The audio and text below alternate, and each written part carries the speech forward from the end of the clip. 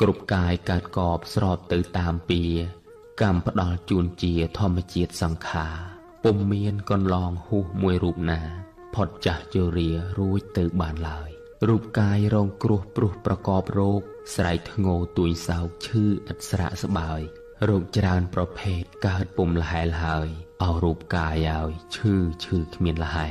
គ្រប់រូបយើងឲ្យកើតហើយអភ័ព្វរូបនេះនឹងស្លាប់កិច្ចមិនរួចទេ